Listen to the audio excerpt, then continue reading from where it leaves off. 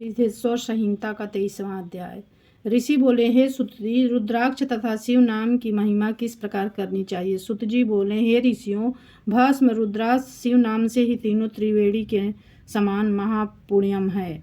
जहाँ इन तीनों का निवास हो, उसके दर्शन मात्र से त्रिवेणी के स्नान का फल प्राप्त हो जाता है। यह तीनों जिसके शरीर में रहते हैं, उनका दर्शन भी पापनाशक एवं परम दुर्लभ है। शिव नाम, गंगा जी, भस्म, यमुना जी, रुद्राक्ष, सरस्वती, यह तीनों पापनाशक हैं। इसीलिए इन तीनों को सदैव धारण करें। इसे ब्रह्मांड भर में असत से परे केवल शिव ही जानते हैं। सत्य समझो कि शिव नाम दावाग्नि है और महापाप पर्वत है। उससे यह पाप रूपी पर्वत शीघ्र ही जल जाते हैं। अनेक पाप मूल एक ही शिव नाम लेने से नष्ट हो जाते हैं। हे ऋषियों, यदि सब पापों की राशि ब्रह्म हत्या लगी हो तो उसे भी शिव नाम नष्ट कर देता है। जो शिव नाम रूपी नौका पाकर भव सागर से तर जाते हैं, उनके भव रूपी पाप समूह निस्संदेह नष्ट हो जाते हैं। हे मुनीश्वरों, जिसने अनेक जन्मों में तप किया है, उसे सर्व पाप नाशिनी शिव दुर्लभ शक्ति मिलती है। जिसका अनेकों पाप करके भी शिव भक्ति में मन लग गया है, उसके समस्त पाप निस्संदेह नष्ट हो जाते हैं। जिसके नित्य भस्म लगाने से अंग पवित्र हो गए हैं और आदर सहित शिव नाम जपता है, हे शौनक जी, वह भी इस अथाह भवसागर से पार हो जाता है। हे मुने, पहले इंद्रधुम्न नाम का एक महापापी राजा हुआ करता था और एक ब्राह्मण पत्नी भी महापापिनी हो चुकी है। इस दोनों ने भी शिव नाम के प्रताप से ही सद्गति प्राप्त की थी। विशेश्वर संहिता 24वां अध्याय।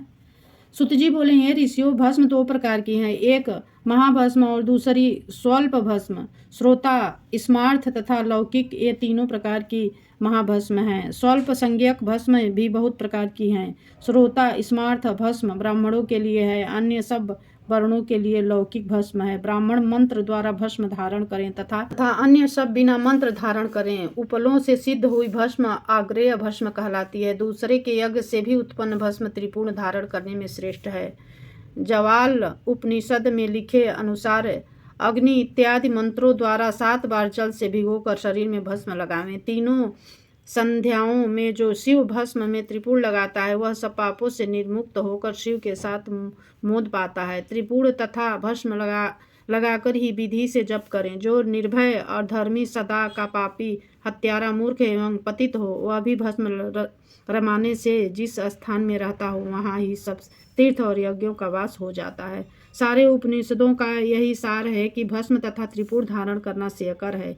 इनकी निंदा करने वाले लोग ब्रह्मा की आयु पर्यंत घोर नरक में पड़े रहकर अनेक यातनाएं भोगते हैं। जो भस्म तथा त्रिपुर तिलकधारी होकर श्रद्धा, यज्ञ, तप, होम, बलि, वैश्यदेव एवं पूजनादि करते हैं, उनकी आत्मा शुद्ध हो जाती है और मन को भी अपने वश में कर लेते हैं। मल त्यागने के बाद जल स्नान देह को पवित्र करता है। मंत्र स्नान पापों को नष्ट करके पवित्र कर देता है। ज्ञान स्नान से सत्संग मिलता है, किंतु भस्म स्नान से समस्त शुद्धियाँ प्राप्त हो जाती हैं। जो ब्राह्मण होकर भी त्रिपुर नहीं लगाता, उसके स्नान, ध्यान, तप, जप आदि सभी निष्फल हो जाते हैं। वानप्रस्थाई, अदीक्षित एवं कन्याएं ठीक मध्याह्न के 12 बजे जल मिश्रित अथवा सूखी भस्म का त्रिपुर प्रतिदिन लगावें तो वे भी शिव भक्ति के अधिकारी होते हैं। हे मुनिगण, माध्यवली अंगुली और उसके साथ वाली अनामिका एवं कनिष्ठा अंगुली के साथ वाली इन दो अंगुलियों से भस्म लेकर भ्रिकुटी के मध्य एवं समाप्ति तक जितना भी विस्तार है, उसके 3 लकीरों वाला त्रिपुर तिलक मस्तक पर तथा अन्य अंगों पर धारण करें। त्रिपुर की प्रत्येक रेखा के 9 देवता माने गए हैं, जैसे कि प्रथमा के आकार गार्हपत्य, अग्नि, पृथ्वी तत्व, धर्म, रजोगुण, ऋग्वेद, क्रिया, शक्ति एवं प्रायः श्रवण इत्यादि 9 हैं। द्वितीय रेखा के उकार, दक्षिण, अग्नि, आकाश तक, अजुर्वेद, आत्मा, अंतरात्मा, इच्छा शक्ति, मध्य, दिन, श्रवण एवं महेश्वर इत्यादि देवता हैं। तीसरा रेखा के मकार, आह्वानीय, अग्नि, परमात्मा, तमोगुण, दिवा, संवेद, ज्ञान शक्ति, सायं, सवन एवं महादेव, इस प्रकार 9 देवता हैं। हे विप्र वृंद, प्रत्येक रेखा को लगाते समय उन देवताओं का ध्यान एवं समस्त स्मरण करना आवश्यक है, जिससे भक्ति मुक्ति सहज प्राप्त होती है।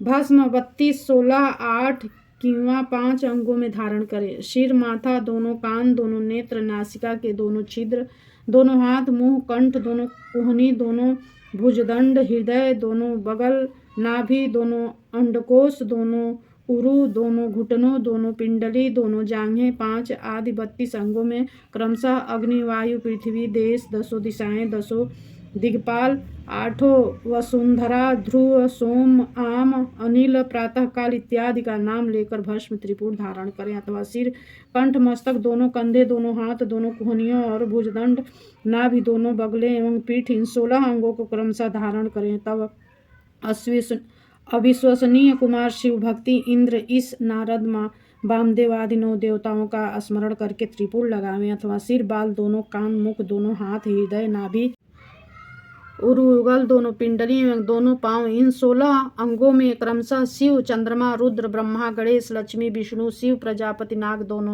दोनों नाग, कन्या, ऋषि, कुमारिका, समुद्र, तीर्थ इत्यादि के नाम स्मरण करके त्रिपुर भस्म धारण करें। अथवा माथा, दोनों कान, दोनों कंधे, छाती, नाभि एवं गुहा, अंग आदि 8 अंगों को क्रमशः सप्तऋषि ब्रह्माणी का नाम लेकर भस्म धारण करें। ब्रह्मा एवं रुद्र की उत्पत्ति करने वाले पर ब्रह्मा परमात्मा शिव का ध्यान करके ओम नमः शिवाय मंत्र बोलकर त्रिपुर लगावें।